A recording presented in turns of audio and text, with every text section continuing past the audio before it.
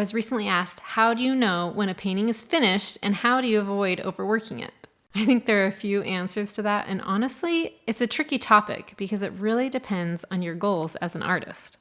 If your goal is to make your paintings look exactly like the reference photo, it's easy to get caught in the trap of obsessing over every tiny detail. That's never really been my style. I like my paintings to be realistic, but not photorealistic. My goal is to capture the feeling and personality of the pet rather than every single hair.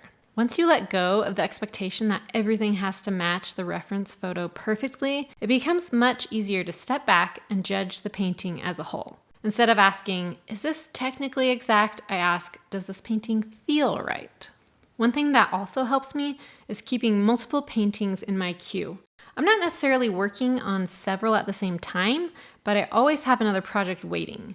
That way, I'm not so emotionally invested in the one sitting on my easel.